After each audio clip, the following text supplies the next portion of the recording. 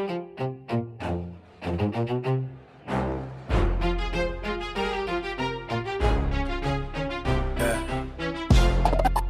in. You already know what time it is. Alex Kleininger in the building. Let's dive into the Nexus. Let's dive into the Nexus. Step into the zone. Carolina stories got a life of their home. From the pages to the labs, yeah, we break it all down. If you love those books, you're at the right sound. Let's dive into the Nexus.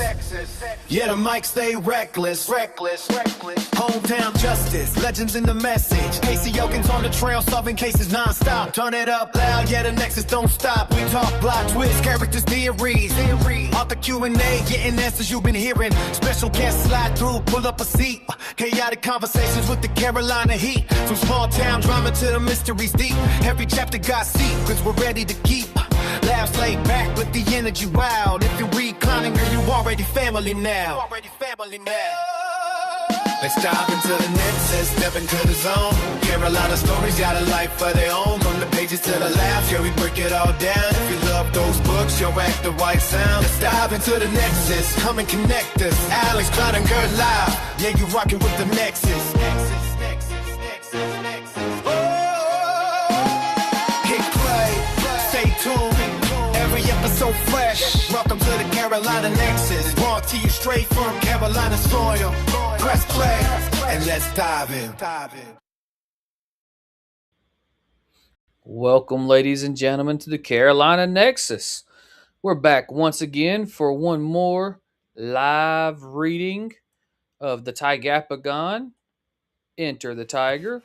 I want to give a personal shout out to my little boy Tyson, his mama, Riley, and Paisley. They're all watching from the living room. Ladies and gentlemen, we are ready to go. But before we dive into the Tigapagon, Enter the Tiger, which you can see right down there, that's the cover of the book. Got a couple of announcements I need to make. Well, not really a couple, just one announcement concerning the book cover contest we ran through April, May, and June. The Carolina Nexus podcast is ashamed to admit someone entered our contest with imagery that wasn't entirely the owner's. Therefore, the contest has been judges discovered another book cover. Due to this, we're going to restart the contest. Please do not send in artwork that isn't your own. You ruin it for everybody else. If you get caught this time sending in artwork that doesn't belong to you, you will be disqualified from future contests. I'm sorry, that's the only way I know how to do this. My judges work hard at what they do. I trust them with my life to make the right choices, to make the right calls. So we're going to redo this contest. We're going to redo it. We're going to redo it right. One entry per person.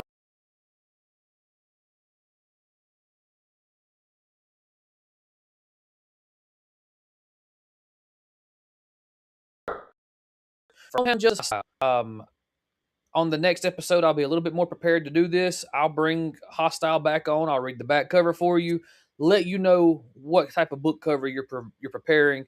For those of you that are just now tuning in, for those of you that haven't been following along, but you're tuning in to see what this is all about, this is the Carolina Nexus podcast, where we talk about the Carolina Nexus book series, which is two separate book series set in the same universe called the Carolina Nexus. We discuss them in depth, and then I do live readings. Tonight is one of those live readings. We're diving right into Tigapagon, Enter the Tiger. Now, last time, it's been a while, guys. I've got you a little bit of a refresher. Last time we read chapter 22, or chapter 21, chapter 22, chapter 23. I'm giving you a recap about what happened. In chapter 22, there was a town hall meeting. Sheriff Alhan Ruler mediates a tense meeting between the four Pokeful area dojos to set the rules for the Strongest Under the Stars tournament. Sensei Kwando, who is using a Rai-based traditional style, Usanagi of the Boa Fang, the Way of the Fist, Anti-Rai, and the instructors Topher Usuri of Rising Sun Karate and Lorenzo Bates of All-Star Karate all make key decisions. 3 competitors per dojo. Rai techniques will be permitted. It was a 3-1 vote over Usanagi's objections. He's forced to comply since tournament participation is now mandatory to keep a teaching license. Strict penalties for outside fighting. Students will get the DQ first, then the dojo, then the license revocation, verified by the sheriff's department. The prize, a private all-you-can-eat party at Patelli's Pizza, courtesy of Mayor Jenkins, which visibly excites even the normally icy Usanagi.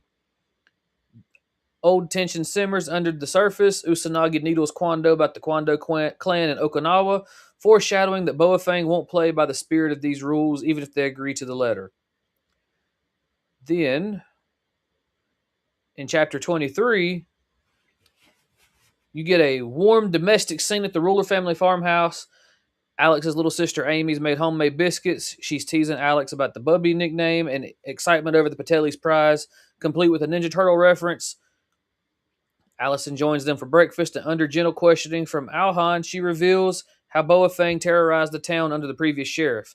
Kids like Tiffany and Allison used to avoid whole streets to steer clear of them, and what happened to Marcus Bagwell wasn't an isolated incident. This reframes the tournament for Alex. It's no longer just his grudge with Douglas, but about the whole town no longer living in fear. Then the serenity breaks. Alex admits for the first time that Boafang had already attacked him after a date with Allison, and that Sensei Kwando intervened right as a radio call comes in reporting a fire at Kwando's dojo with possible injuries. Alhan is hurt and visibly upset that Alex kept the earlier attack secret, but takes him along. At the scene, Tai and Sensei Kwando are unaccounted for inside the burning building. The chapter ends on a huge cliffhanger as Alex and Ken slip away from Alhan to sneak in through the mediation garden and search for them using their weighted gis and Rai-trained breath control to brave the smoke and heat. So before we dive into the newest chapters, does anybody have questions? Welcome, viewers. Thank you for tuning in. We're getting ready to jump on and do this live reading. I just did a little recap, and I'm asking for questions before we dive in. Questions will be answered quickly, and between each chapter, I will stop and let everybody ask questions about the chapter I just read. Today, we're going to try and do 3. I think I have time for 3. I should have time for 3, as long as people are on board with that.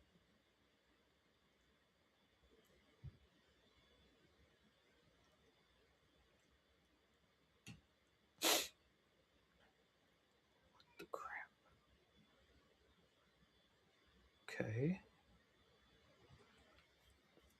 There we go. All right. I'm going to give about 30 more seconds for questions, and then we're going to dive in, guys. I think it's the best thing we can do at this point. I appreciate everyone that's showing support. Like, share, subscribe. I want you guys to go and like the Carolina Nexus Facebook page. If I get enough likes, I can make money off the Facebook page. I can do a bunch of other stuff to help promote. Riley is watching in the living room with his mother. He wants to know how many dojos are there and what are their names. Currently, in the Tigapagon timeline, and I'll explain that in just a minute, we know of 4 dojos.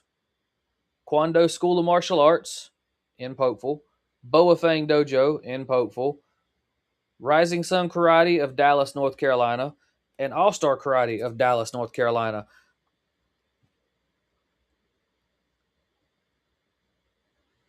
You're right, Scott. I ain't diving in anywhere yet. Give me a second. I'm going to get there. But in this timeline, because this is a prequel to the original timeline, so we've gone back in time with the Tigapagon. This is chronologically the order that I was asked to read these books in. It gives you a better understanding of what's going on in the future. So in this timeline, there are currently 4 at this moment that we know of.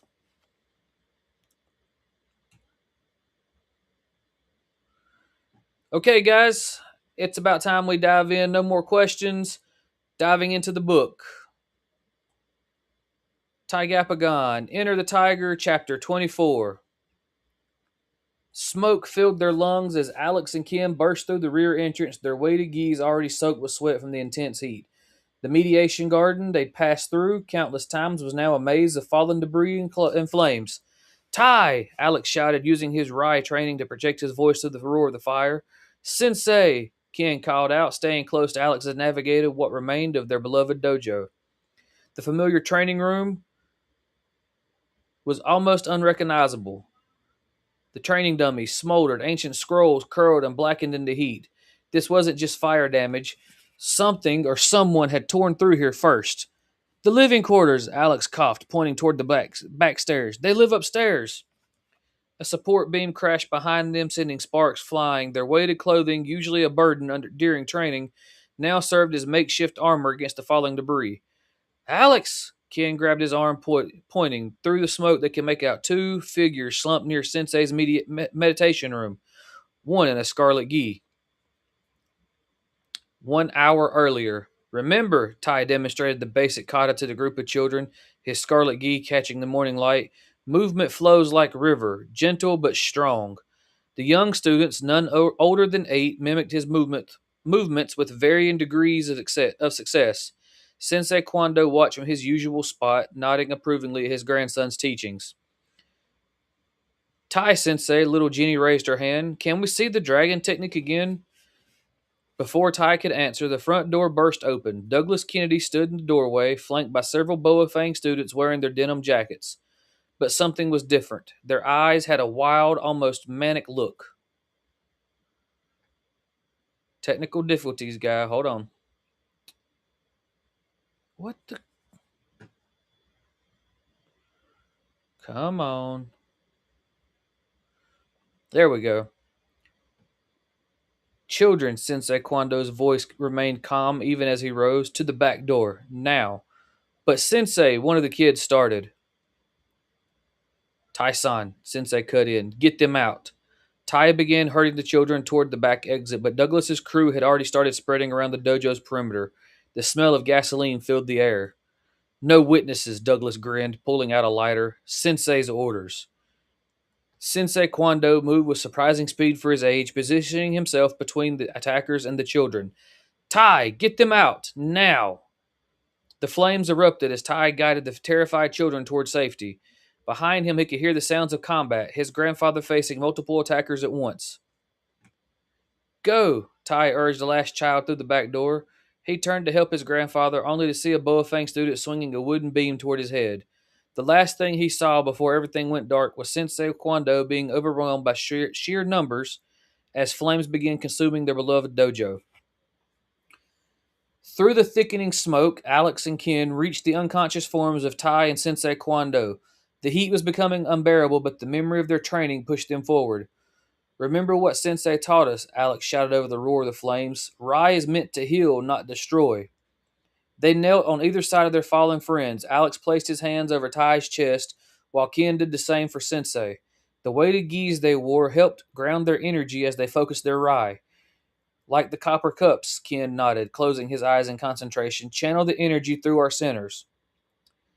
Alex could feel his Rai responding, gathering in his palms, just as it had during their training sessions. The translucent form of a tiger's head appeared briefly around his hands as he pressed down on Tai's chest. Beside him, Ken's Rai manifested as an ape's visage. Again, Alex commanded, remembering how Sensei had shown them this technique. Their combined Rai pulsed through their unconscious friends. Suddenly, Tai gasped, his eyes flying open. Seconds later, Sensei Kwando drew a ragged breath. The children, Sensei started coughing. Safe, Tai managed between breaths. Got them out. Now we need to get you out, Alex said as another beam crashed nearby. Can you stand? Ken lifted Sensei to his feet, providing support as Alex did the same for Tai. Together, the four of them moved slowly through the wreckage of the building, but the fire was getting worse. We'll never make it together, Tai coughed, barely able to stand even with Alex's support. The building is collapsing too fast.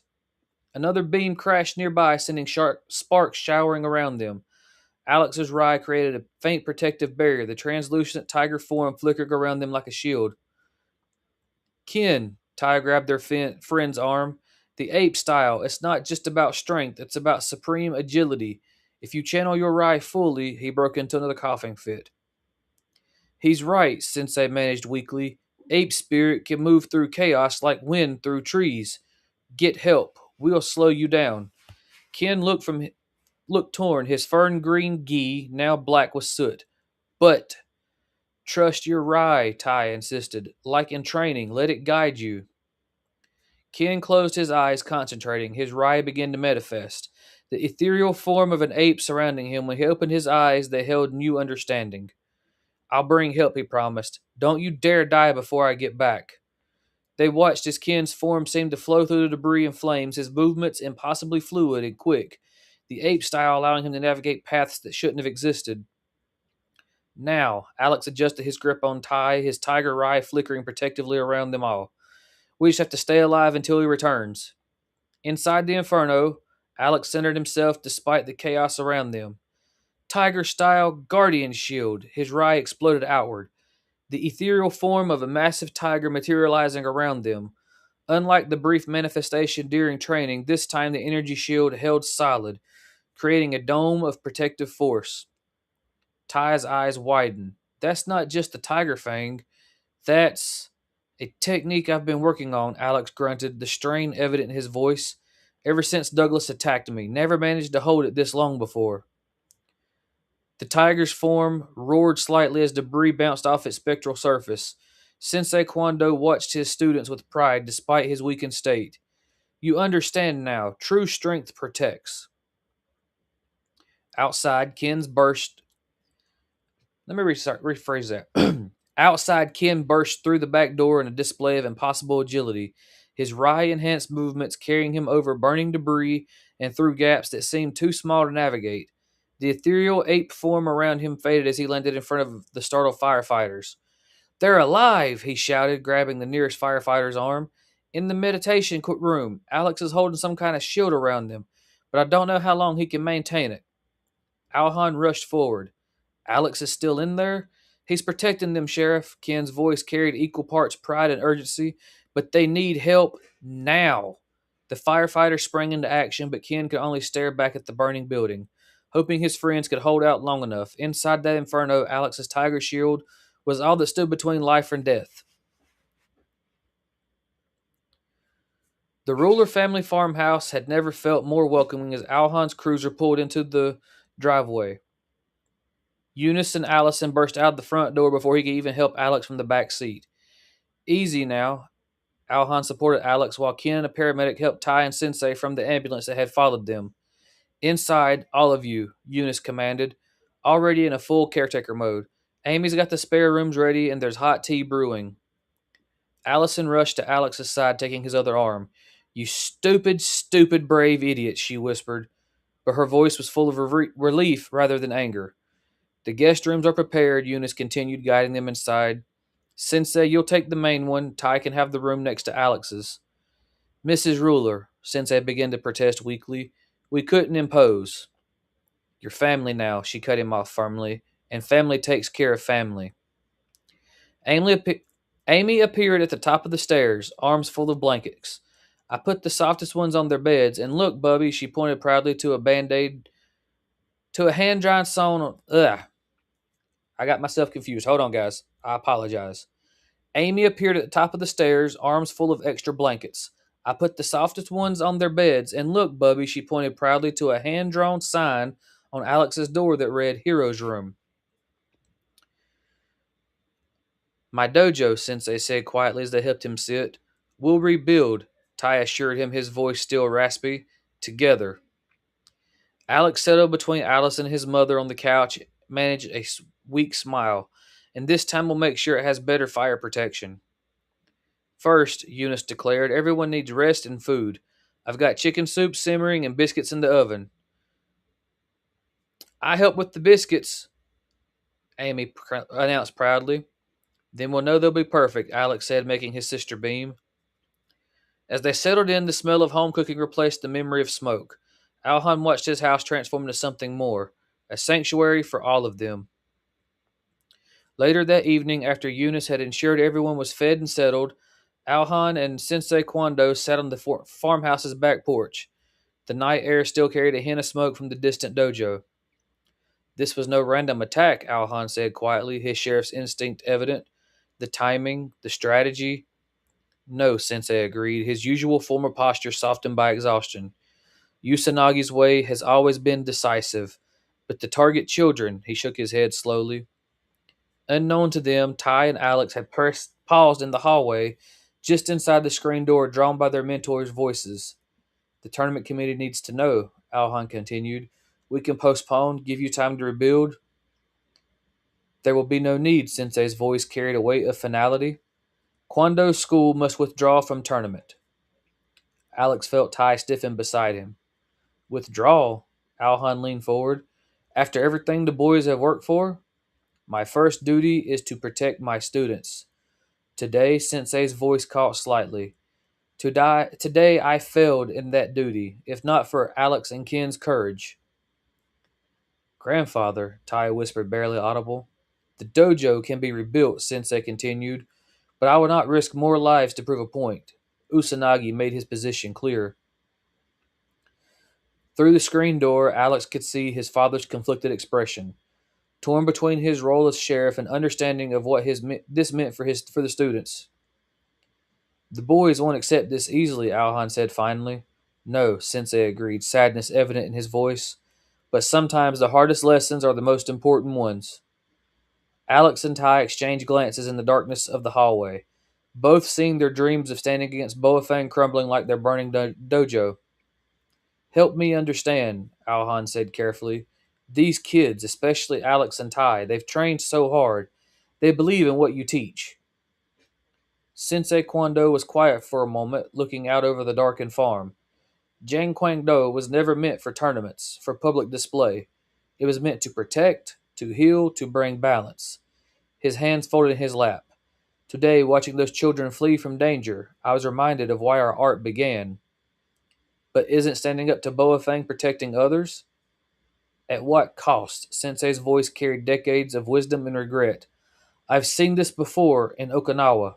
When martial arts becomes about proving superiority, about public victories, children become targets. I cannot bear that responsibility again. Alhan absorbed this, understanding the weight of Sensei's words. I'll call an emergency committee meeting first thing in the morning. Lorenzo and Topher should hear this in person. Thank you, Sensei nodded. And I am sorry. I know this disappoints many, especially your son. Alex will understand, Alhan said, though he wasn't entirely sure. He's learning there are more important things than winning fights. Yes, Sensei agreed, though sometimes the hardest fights are the ones we choose not to have. Alexander Ruler, Tyson Kwando. Both boys jumped at Eunice's sharp whisper behind them. She stood in the hallway, arms crossed, wearing the expression that Alex knew meant serious trouble. Eavesdropping, after everything that happened today? Her voice was low but carried the mom tone that can make anyone feel 2 feet tall. Both of you, to your rooms, now. You need rest anyway after what you've been through. But Mom, Alex started, now. The word left no room for argument. As the boys trudged upstairs, casting defeated looks over their shoulder, Eunice stepped out onto the porch. The screen door closed behind her with a soft creak. You should know, she said to the 2 men, settling into a chair, that we had an audience for that conversation. She looked meaningfully toward the now empty hallway, and judging by their faces, they heard everything. Sensei Kwando closed his eyes briefly. Perhaps it is better this way. No need for formal announcements. Those boys worship you both, Eunice said, softly. Whatever you decide, they need to understand why. Through the upstairs window, they could hear the muffled sound of Amy singing a cheerful tune to her bubby, trying to make him feel better. You know, Eunice said thoughtfully, her voice carrying the quiet wisdom of a mother, forcing you to withdraw might be exactly what they want. But what's to stop them from forcing you to compete next? Both men turned to her questioningly. Think about it, she continued. Today they targeted the younger students to make you pull out. Tomorrow, she glanced upward, toward where Alex and Tai were supposedly resting. Those boys will be walking targets. If they so much as touch a hair on those kids' heads, Alhan started, his sheriff's badge catching the porch light. And what would you do, Alhan? Eunice cut in gently. Arrest the entire Boafang dojo? All 30 students without evidence? She shook her head. You know better than that. Sensei Kwando's expression grew grave. Mrs. Ruler speaks truth. This is Usanagi's way, to force choices through fear. Then let the boys compete, Alhan suggested, under protection. No. Sensei's voice was firm. I wanted Today I watched children flee from flames, watched my grandson, his voice caught. The younger students were my responsibility. But Ty, Alex, Ken, they are more than students now. They are family I cannot risk. And you think not competing will keep them safe? Sensei met her gaze, seeing the understanding there, but his resolve remained. At least they will be alive to be angry with me. All right, guys. Chapter 24 is in the books. Any questions now?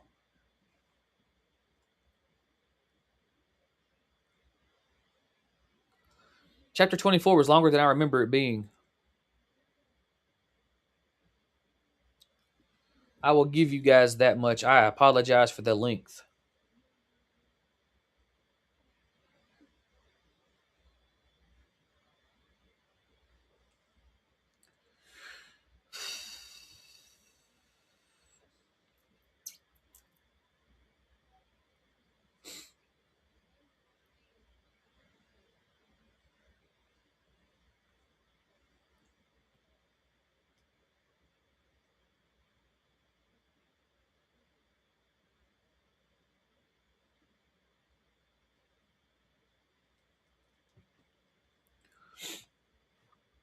So, a lot of this chapter, guys, is building up toward the actual climax. You got to see a little bit more of what Sensei Kwando has been teaching the boys and what they're learning with Rai. Got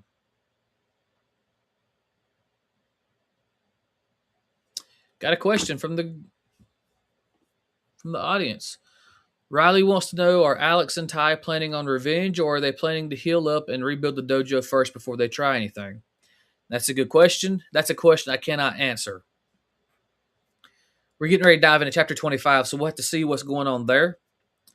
If I have not answered that question by the time this show's over, I will answer at the very end.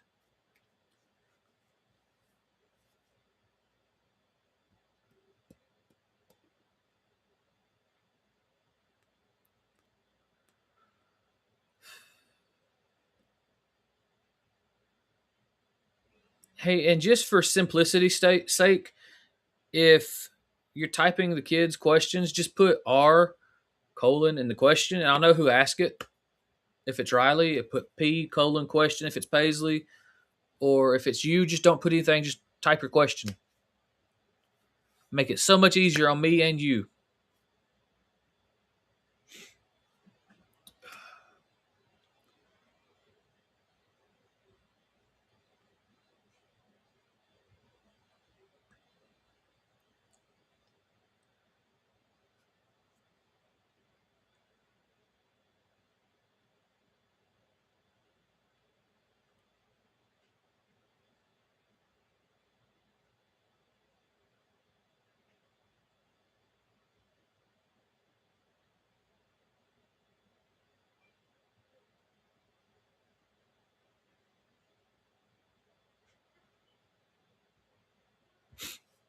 No more questions. Getting ready to dive into chapter 25 in the next 10 seconds.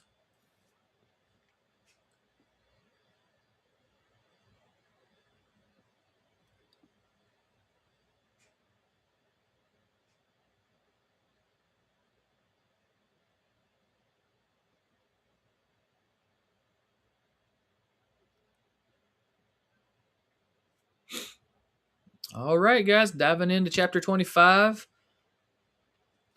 Chapter 25. The morning sun had barely touched the windows of Pokeful's town hall when the tournament committee members began arriving.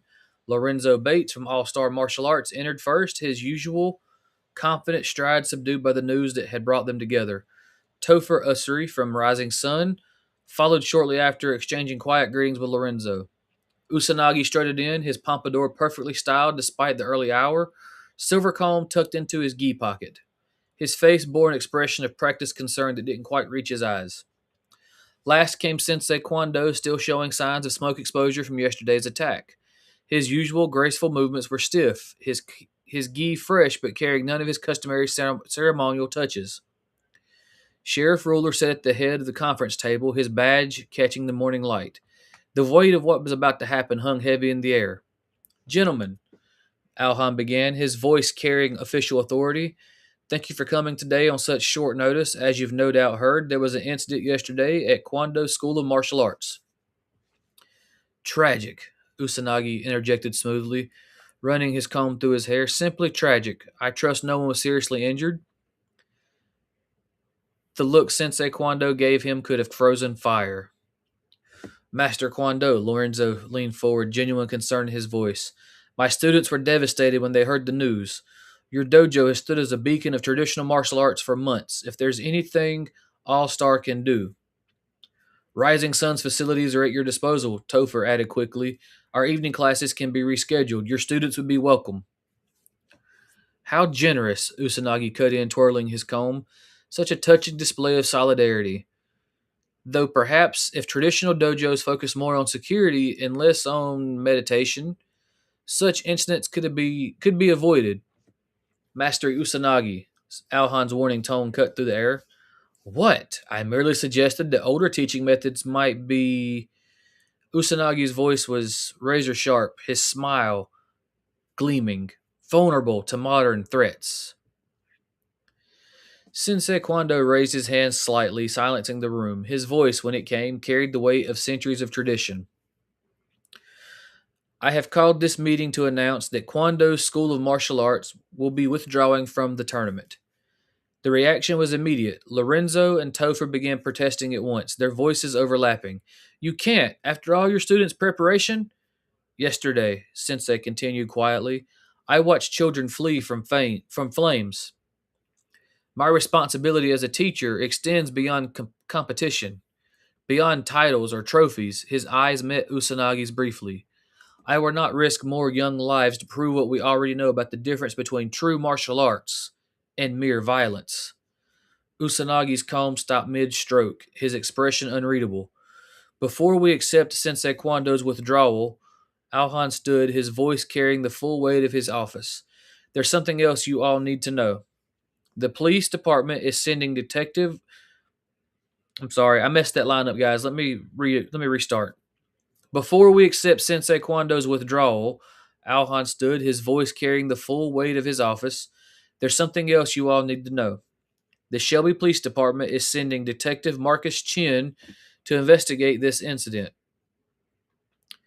Usanagi's comb paused mid-stroke. Outside investigation? Surely our local law enforcement. Giving the involvement of minors in the targeting of a martial arts school, Alhan continued firmly, this has broader implications. Detective Chin specializes in solving martial arts dojos. He has connections with international martial arts governing bodies. Lorenzo and Topher exchanged glances. Let me be absolutely clear. Alhan placed both hands on the table, looking each master in turn. If this investigation reveals that any of the three uninvolved dojos were responsible for this attack, that dojo will face more than local consequences. They will be banned from all international competitions permanently. Quite the threat there, Sheriff. Usanagi smiled and reached his eyes. Not a threat, Master Usanagi, a promise. Someone targeted children. That crosses a line that can't be uncrossed. The room fell silent as the implications sank in. Even Usanagi's customary smirk faltered slightly. The Boa Fang students knelt in perfect rows as Usanagi paced before them, his footsteps echoing in the dojo silence. Kwando School, he announced, running his comb through the pompadour, has withdrawn from the tournament. A cheer erupted from the students. David Brown's voice rose above the others in celebration, until Usanagi's hand shot out, grabbing him by his gi collar and slamming him against the wall with frightening speed. You think this is a victory? Usanagi's voice was deadly quiet. The room fell silent in an instant. The plan wasn't to make them withdraw, you imbeciles. It was to make them fear us, to break their spirit for everyone at the tournament. David struggled to breathe, his feet barely touching the ground. But, Sensei, we burned there, and now instead of public humiliation, they look like martyrs. Usanagi released David, letting him crumple to the floor. The local police are bringing in outside investigators. International committees are getting involved. The students shifted uncomfortably except for Douglas. A slow smirk spread across his face. Something amusing, Kennedy? I have an idea, Sensei. Douglas stood, his eyes glinting with malice. A way to force them back into the competition. And this time, his smile widened, we'll make sure they can't refuse. Usanagi studied his prize student, seeing the darkness he'd cultivated. Please, enlighten us. Ruler's been training with them. Douglas stepped forward, his voice carrying calculated malice. I've suspected it for weeks, the way he moves, how he handled our last encounter. He cracked his knuckles, but more importantly, I know his weakness. Usanagi's eyebrow raised slightly. Continue. Allison Jurgens. Douglas's smile turned cruel. His little girlfriend would grab her, force her to record a message, something about how the only way to ensure her safety is for Kwando School to compete in the tournament. The other students shifted uncomfortably, but none dared speak. And the best part, Douglas continued, we'll have that coward Bagwell deliver the video to the ruler family. He's too scared of us to tell anyone the truth and too weak to help them. Involving a civilian, David started from his position on the floor, is exactly what will force their hand, Douglas cut him off. Ruler won't be able to resist playing hero, and this time his eyes gleamed. We'll break him in front of everyone.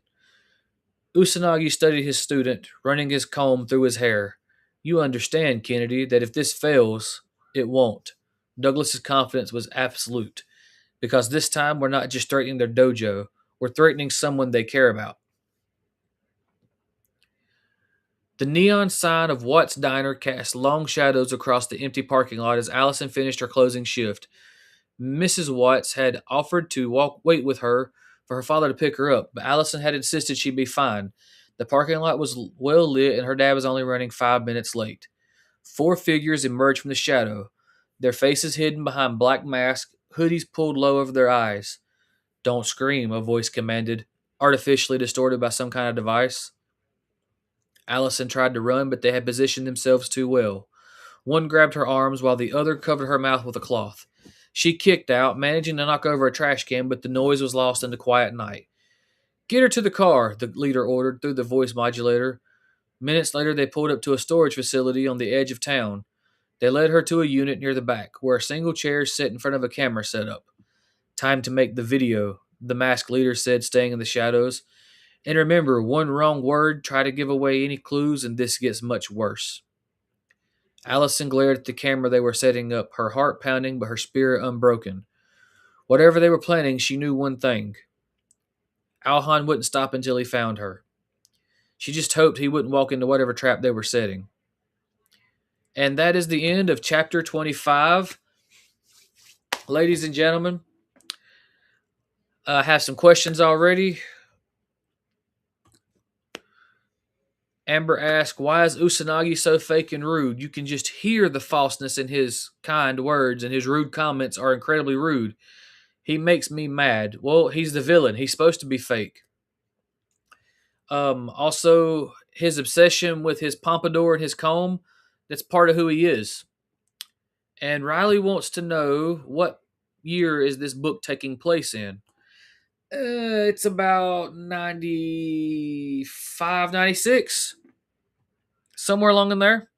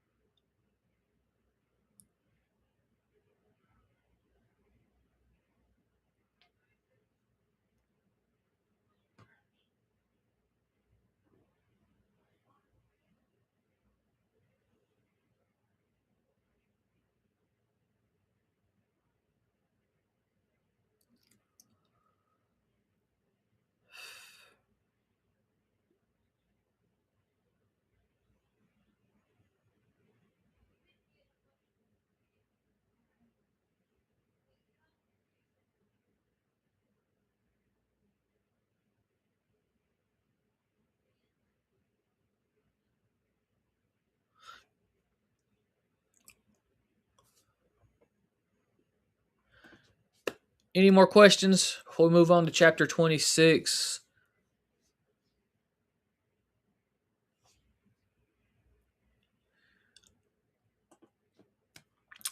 Well, I guess you'll have to stay tuned to find out because I can't give that answer away. Because Amber asked, is there going to be a tournament anytime soon? Because that's where this sounds like it's leaving. I think you meant leading, but yes, a tournament is on the horizon. Whether it happens in this book or the next, the world may never know. So you have to stay tuned to find out.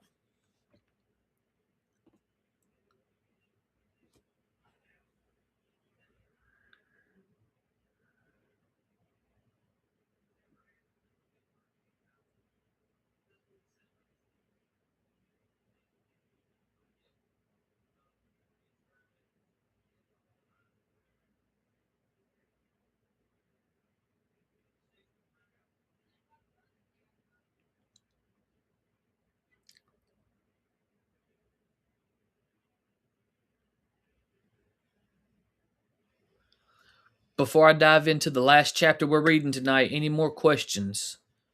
Amber, Riley, Paisley, Scott, Miss Blue, anybody?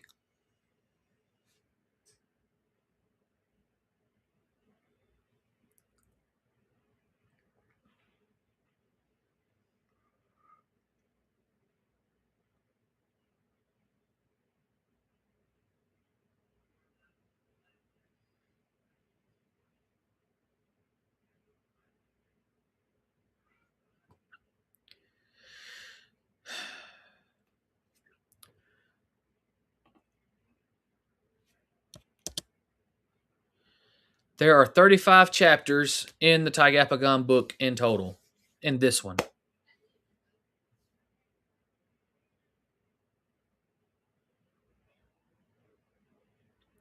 Until the most recent Casey Elkins book, this was the longest book I had written.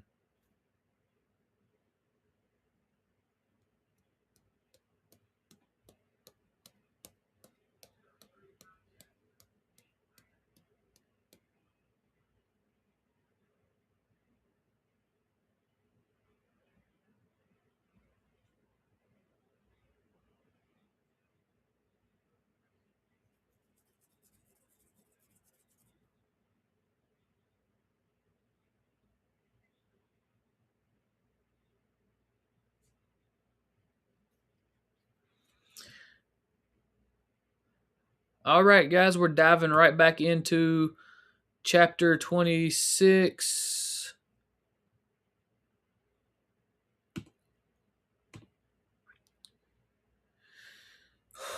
Chapter 26.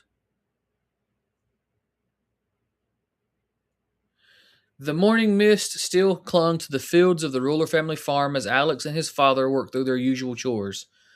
Alex was spreading fresh hay in the horse stalls, his way to Guy making even the simple task part of his training when they heard the commotion. Marcus Bagwell came tearing down their long gravel driveway like all the demons of hell were on his heels. His face was ghost white, clothes disheveled, as if he'd slept in them, and his eyes were wide with pure terror. Something's wrong, Alhan said, already moving toward the panicked boy.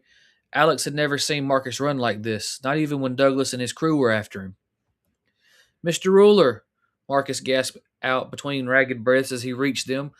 Alex, they made me. They said I had to. His hand shook just as he pulled something from his jacket. A VHS in a clear case. Looking at it seemed to terrify him even more. They they said if I didn't deliver this, if I told anyone how I got it. Marcus's voice cracked with fear. Calm down, son. Take a breath, Alhan says, offering Marcus a bottle of water. Start from the very beginning. I was walking towards here from my house. Marcus takes a deep breath and a swig of the water.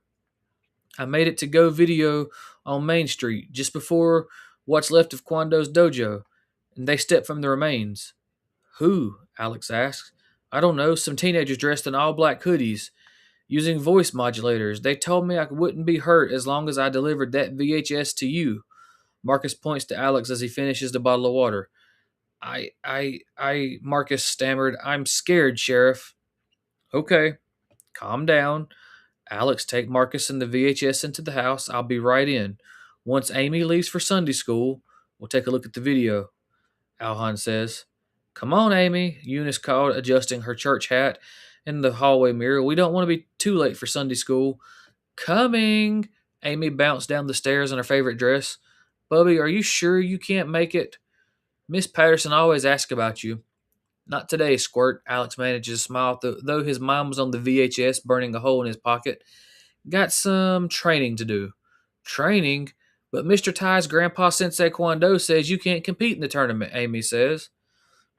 I have to continue my training regardless, Squirt. Big Brother has to be able to protect you, right? I guess, but Miss Patterson will be upset that you don't come to church, Amy huffs. You tell Miss Patterson she sees enough of me when I'm mowing her lawn, Alex chuckles. While Eunice ushered Amy toward the car, Alex slipped upstairs to where Ty and Sensei were resting. His friend Scarlet Gee was folded neatly beside his bed. Something's happened, he said quietly, showing them the VHS. Marcus brought it. Someone made him deliver it. Ty's eyes narrowed, but Sensei's expression remained carefully neutral. They heard the car pull out of the driveway, then Alhan's voice came from downstairs. All clear. The family room felt different as they gathered. Alhan by the TV, Marcus perched nervously on the edge of the couch, Ty and Sensei sitting cross-legged on the floor in their meditation postures. Alex's hand trembled slightly as he handed the VHS to his father. Whatever's on this, Alhan said, studying the unmarked VHS. We face it together. He pressed play and the screen flicked to life. The video quality was grainy, but Allison's face was clear enough. She sat in a metal folding chair, the bare walls of a storage unit visible behind her. Despite her obvious fear, she held herself with dignity. Kwando School of Martial Arts, she began, her voice steady, though her hands trembled in her lap. Withdrawing from the tournament was not in our plans. You have decided not to compete. However, our employer wishes for you to. Therefore, if your students do not enter the upcoming Strongest Under the Stars tournament, Allison Jurgens will bear the burden of your cowardice. Her composure cracked, then fear, desperation breaking through. Alex, help me, please, A black bag was roughly pulled over her head, cutting off her pleas. A masked figure stepped into the frame, leaning close to the camera. Be there, or she gets it, the electronically distorted voice growled before the screen went black. The silence in the Ruler family room was deafening. Alex's weighted gi felt like it was crushing him as his world tilted on its axis. Beside him, Ty's hands had clenched into fists while Sensei Kwando's face had gone ashen. Marcus looked like he might be sick. Alhan was already on his radio. Sarah, get me every available unit. We have a kidnapping situation. As Alhan spoke rapidly into his radio, Ty felt it first. A surge of energy, unlike anything he'd experienced in their trading. The Rai radiating from Alex was different, darker, more primal than the controlled power of his tiger techniques. Alex stood motionless, his weighted gi trembling, not from its burden, but from the force building within him. The air around him seemed to distort like heat waves rising from summer pavement. But this wasn't heat, it was pure, unrestrained emotion channeling into power. Alex, Ty says quietly, taking a step back. This wasn't the controlled ride they'd been trained with. This was something else, something dangerous. Sensei Kwando felt it too. His eyes widened slightly as he recognized what was happening. Alexander-san, you must center yourself. This kind of Rai. They have her. Alex's voice was barely a whisper, but it carried such intensity that Marcus flinched. They took her to get to us, to get to me. The energy continued building, making the family photos on the walls vibrate slightly.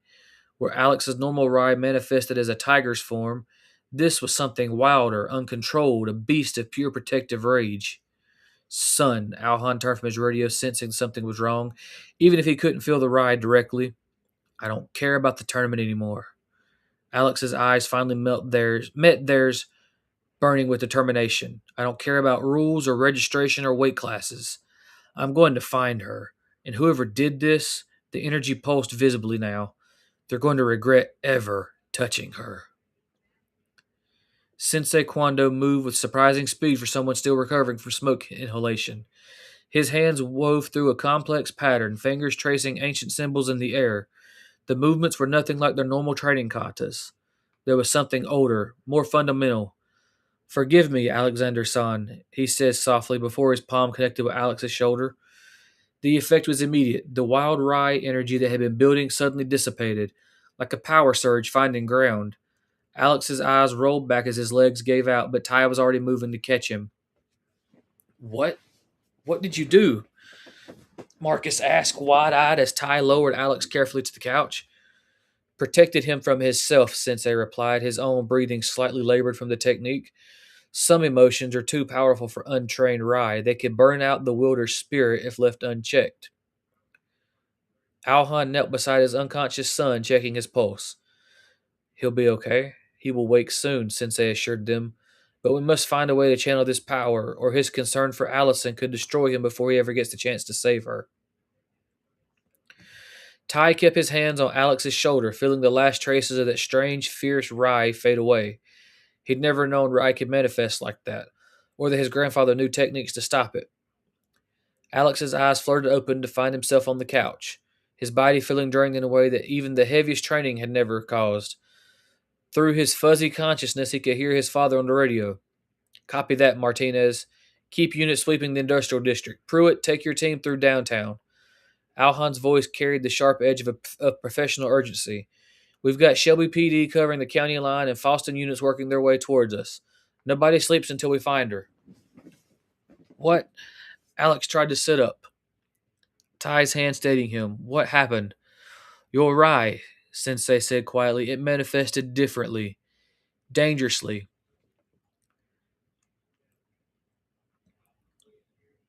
Sarah's coordinating with Highway Patrol, Alhan continued into his radio, though his eyes kept darting to his son. They're setting up checkpoints on all major roads. Detective Chen's team is en route from Shelby with specialized equipment. The mention of Allison brought it all flooding back. The VHS, her plea for help, the surge of protective rage he'd felt. Alex's hands clenched, but this time the Rai stayed quiet like it had been muted somehow. We'll find her, son, Alhan assured him, clicking off his radio. We've got every available officer in 3 jurisdictions looking, but you need to stay centered. Whatever that energy was, he glanced at Sensei Kwando, it won't help her if it takes you down first. Alex's hands shook as he dialed Tiffany's number, each ring feeling like an eternity. Hey, lover boy, Tiffany answered cheerfully. If you're looking for Allie, she's not... Tiffany? Alex's voice cracked. Something's happened. Someone has Allison. There was silence on the other end. The silence on the other end of the phone was deafening. Then, what do you mean someone has her? Alex, what's going on? They sent us a video. He struggled to keep his voice steady. Are your parents home?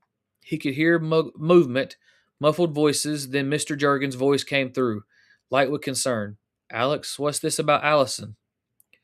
Alhan gently took the phone from his son's trembling hand. Rick, it's Alhan. We have a situation. His sheriff's voice was tempered with friendship. I've got units from 3 jurisdictions searching. Detective Chen's team is coming in from Shelby with specialized equipment. We're going to find her. Alex could hear Miss Jurgens crying in the background. Tiffany's voice asking rapid questions. I want every resource, Mr. Jurgens' voice was still. Every officer. Every already done, Alhan assured him. And Rick, this is personal for all of us. The screen door banged open as Ken rushed in, still wearing his fern green gi from morning training. He looked in on the scene, Alhan on the phone, Marcus pale and shaking, Ty hovering protectively near Alex. I came as soon as I felt the Rai surge, Ken said. What's happening? While Alhan continued reassuring Mr. Jurgens, Ty and Ken moved to the other side of Alex, their presence offering silent support. But Alex's eyes were fixed on Sensei Kwando. I understand why you refuse to compete, Alex said quietly, his voice carrying new weight after his Rai explosion. But I'm not backing down. I will compete unaffiliated so I can get my hands on Douglas. I don't know how. I don't know why. But he's behind this. The room fell silent except for Alhan's muted phone conversation. Sensei Kwando studied his student, grief and pride warring in his expression. If you choose to compete, Sensei said finally, each word measured, you can no longer be a student of Kwando's School of Martial Arts. Ty and Ken stiffened at this declaration, but Alex didn't hesitate. Saving Allison is more important than being in a dojo, he replied firmly. The weighted gi he wore suddenly felt different, no longer a symbol of his training, but a reminder of what he was willing to sacrifice for someone he loved. Alhan ended his call, his face etched with concern. Mr. Jurgens says this is madness, Alex. Competing without a school's backing against Douglas of all people. He's right, Ty interjected, his usual calm demeanor cracking. There are other ways to help Allison. Ways that don't require you to know everything right away. Or throw everything right away. Alex's jaw tightened. Before he could respond, Sensei Kwando raised his hand. The room immediately fell silent. Alex understands what he risks, Sensei said softly, his eyes never leaving his student's face. The consequences of his choice are clear. The decision must be his alone. In the heavy silence that followed, Alex felt the weight of his gi press against his shoulders. It was the same weight he carried through countless training sessions, but now it felt like armor being shed. Piece by piece, he straightened his spine, ready to face whatever came next. The storage unit door rattled upward with a metallic screech. Before Allison could adjust to the sudden flood of sunlight, rough hands shoved her forward. She stumbled, knees scraping against the concrete as the door slammed shut behind her. Her wrist burned where the zip ties had been, newly cut plastic edges still biting into her skin. The blindfold that kept on her for 3 days had left her eyes sensitive.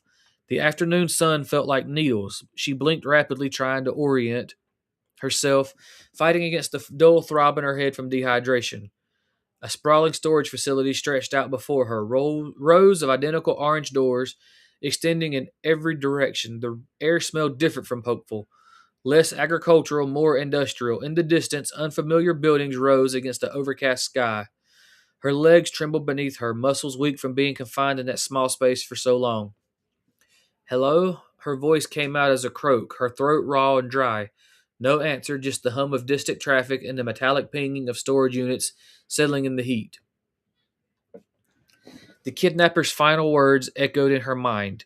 Your boyfriend did what we wanted. Now walk away and don't look back.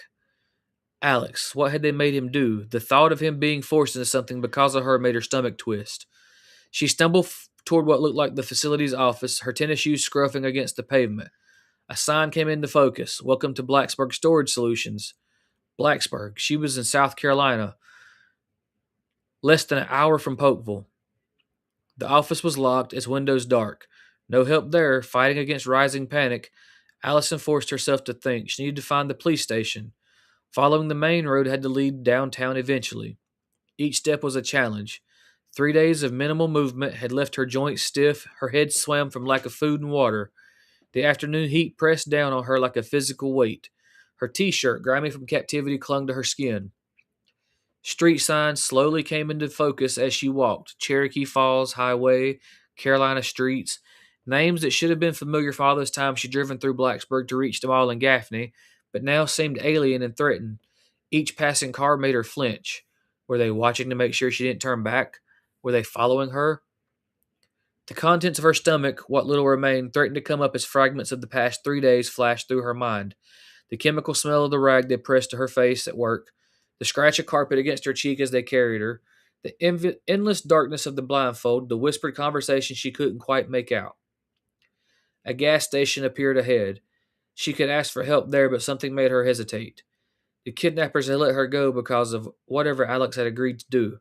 If she didn't follow their instructions to just walk away, her chest tightened at the thought of putting him in danger again. No, the police station, that was the safest option. She had seen signs for downtown, knew the station had to be somewhere. One foot in front of the other. Don't think about the growing blisters. Don't think about how your head is spinning. Don't think about the growing urge to curl up in a ball and cry. Just keep waiting. For Alex, for her parents, for herself. Behind her, a car door slammed and Allison jumped, nearly losing her balance. Just a normal customer at a normal business on a normal afternoon in Blacksburg. But her heart wouldn't stop racing. Her breath came in shallow gasps. How much further could she walk before her legs gave out completely? The downtown buildings were growing closer. Someone there would help her.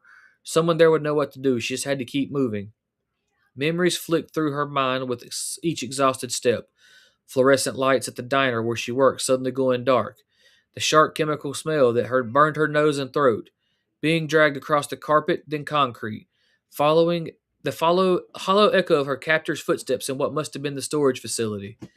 They'd kept her blindfolded, but she counted time by their visits, twice a day with water and something to eat. Always silent except for whispered arguments she could barely make out. One voice had just wanted to get it over with. The other kept insisting they had to wait for the tournament announcement.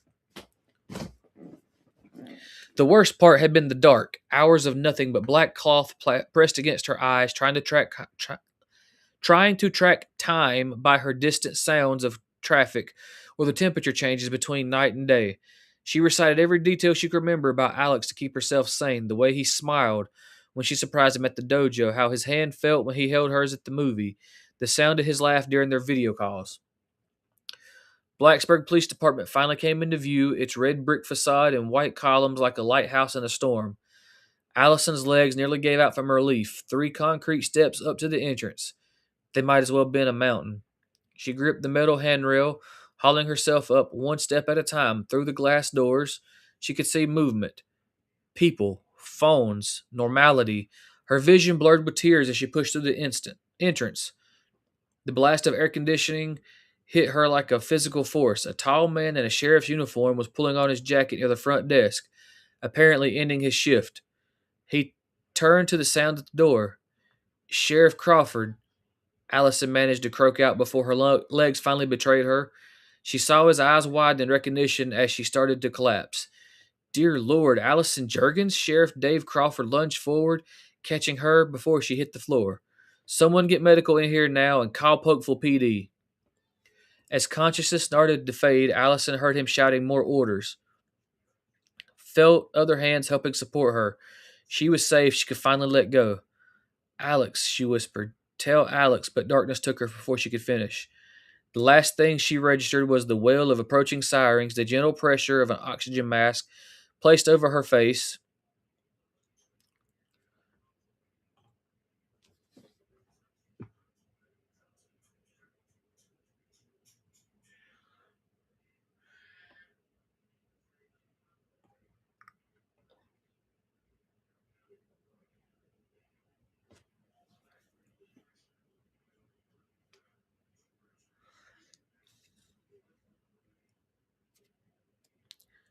All right, guys, so that's the end of chapter 26. That's all we're reading tonight. I've got some questions already in the chat. I'm going to answer those questions. And while I'm answering those questions, you guys go ahead and ask me some more. Was this your favorite book to write? Meaning, was it the most fun for you? She notices I write more when I'm enjoying myself. No, it was not. This was one of the hardest books to write. But I did enjoy it, just not as much as I enjoyed writing some of the later books.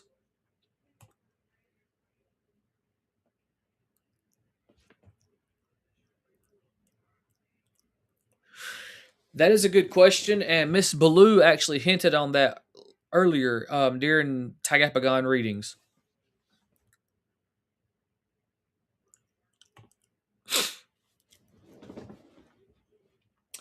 I'm sorry, guys. For those of you that are members of the I Hate Allison Club, that was the intention of that scene.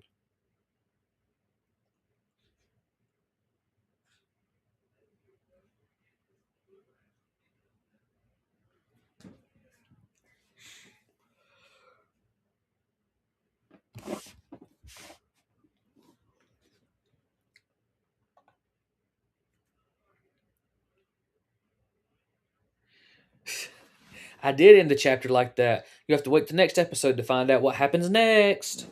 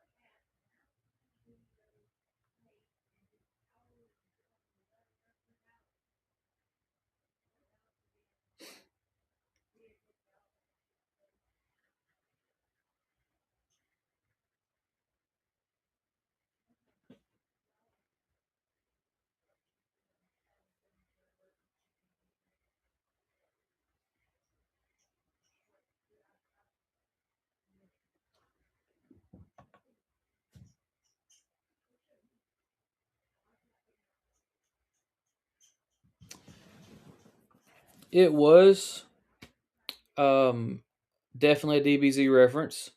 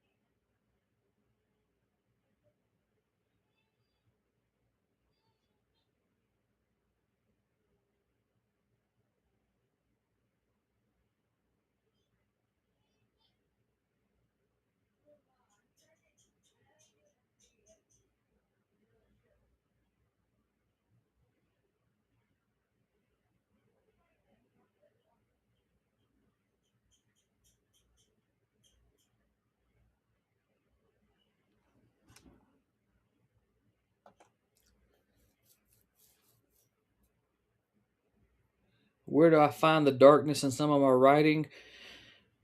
When I'm writing villainous acts, I do a bunch of research on villainous people.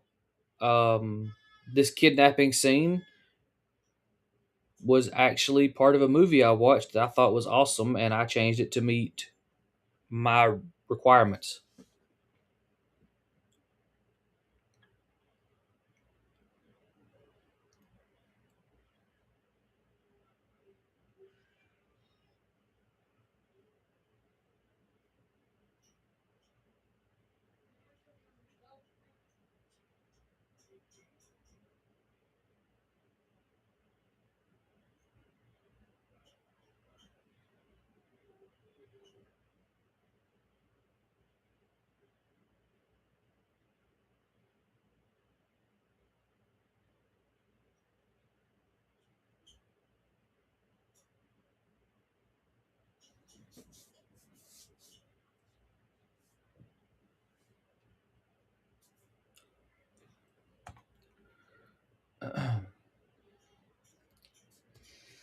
Just wait, just wait. That's not even the darkest thing that happens to Allison in my books.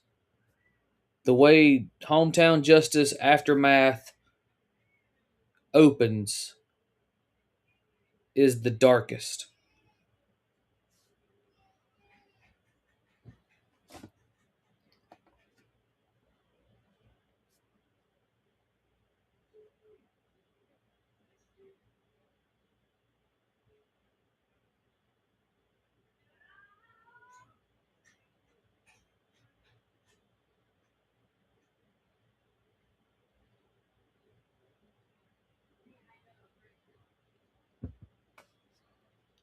I don't know if I want to tell you later or not.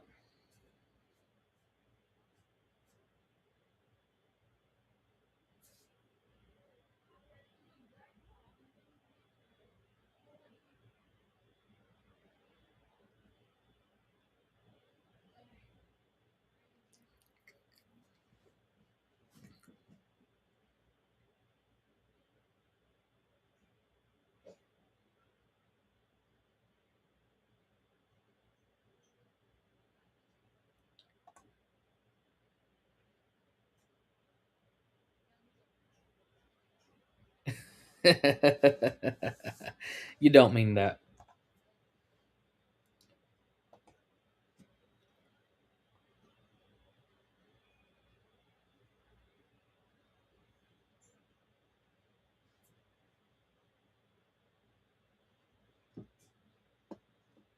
I don't have to do anything, ma'am.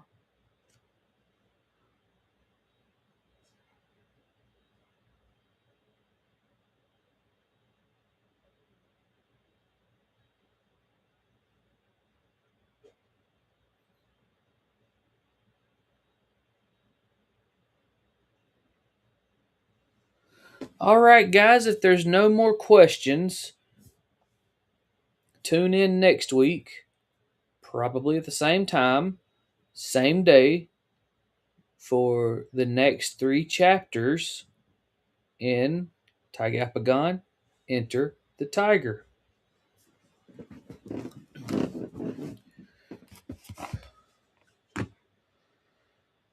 You guys have a good night, and we'll dive in together next week.